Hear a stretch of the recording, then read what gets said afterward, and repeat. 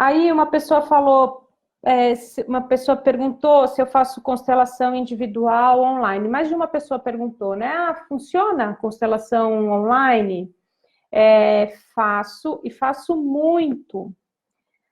É muito bonito o processo da constelação.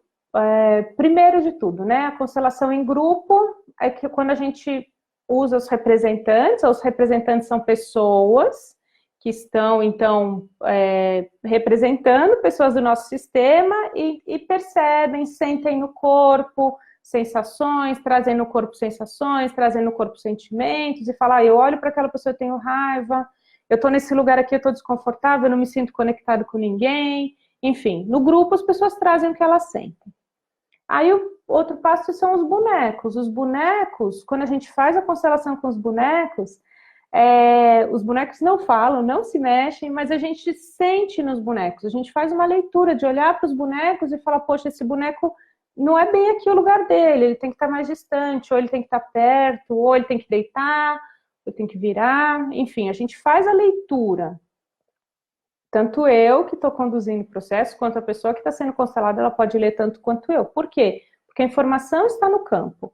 A única coisa é que no grupo de pessoas, as pessoas falam, nos bonecos a gente lê os bonecos.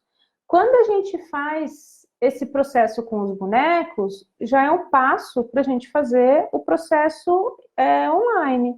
Ele pode acontecer tanto com a pessoa sentada aqui do meu lado, e a gente faz a constelação e olha para a constelação dela, quanto quando a gente faz no vídeo. O vídeo funciona assim, uma câmera para mim, que estou conversando com a pessoa está com uma câmera lá, né, onde ela está, no lugar que ela está, e uma outra câmera aqui para os bonecos. E a gente vai mexendo os bonecos, ou seja, eu uso o Zoom, né, a plataforma, então ficam 3 câmeras. Eu vejo a pessoa me vê, a gente vê os bonecos, e a gente vai como se tivesse sentado uma do lado da outra. Tudo é energia, gente. Então, a percepção dos bonecos, a leitura do campo, as frases de cura, elas têm o mesmo efeito se eu estou fazendo do lado da pessoa ou se eu estou fazendo daqui, a pessoa está lá na Nova Zelândia.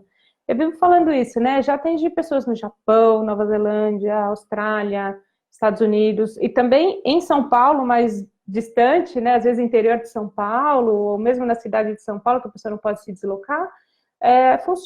Funciona muito, e é muito bom porque a gente não tem a limitação, né, da distância.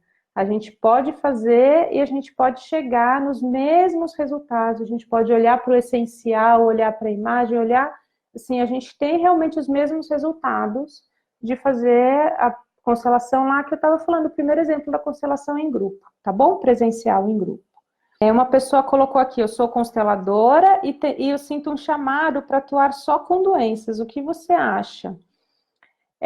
A gente sente, enquanto a gente é constelador e a gente está conectado no campo, a gente sente, de fato, os chamados para atuar numa área ou em outra, né? Então, a gente...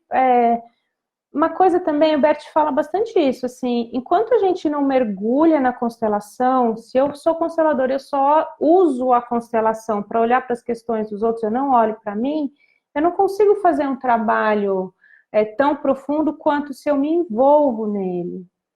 Eu posso dizer que eu, no meu caso, já, né, olhei para muitas questões minhas através de constelações de outras pessoas. As pessoas que vêm constelar, normalmente tem muito a ver com os temas que a gente está passando.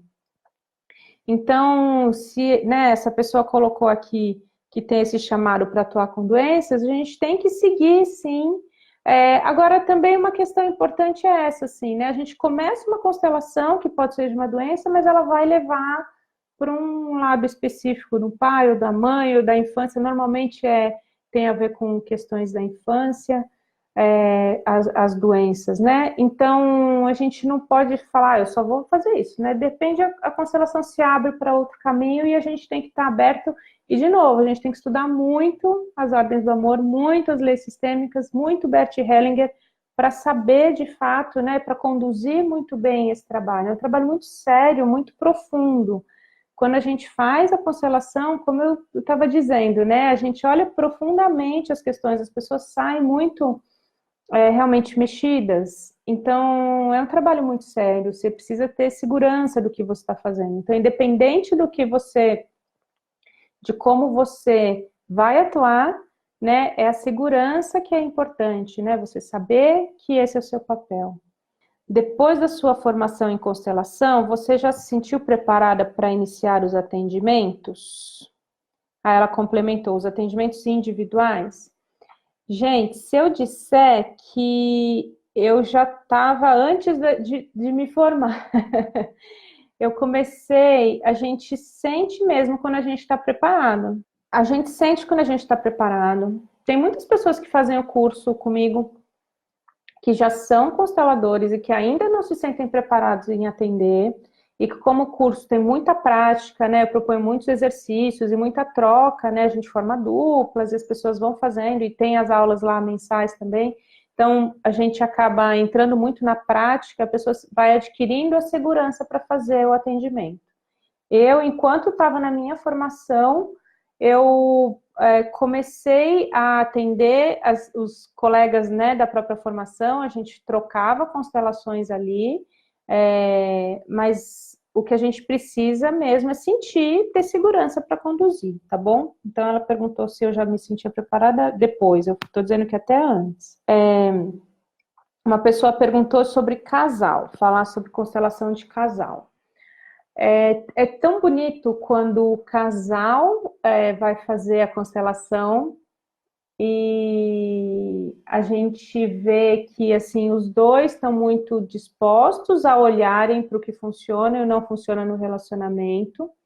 E aí quando a gente então se abre para fazer essa conexão, essa constelação do casal, a gente percebe que às vezes um ou outro, ou os dois, não estão disponíveis para o relacionamento. Por quê? Porque se a gente vai fazer a constelação de casal é porque alguma coisa não está indo bem, então eu quero olhar para algo que não está funcionando no meu casamento ou no relacionamento. E aí a gente vê que normalmente o casal não se olha, cada um olha para os emaranhados da sua família.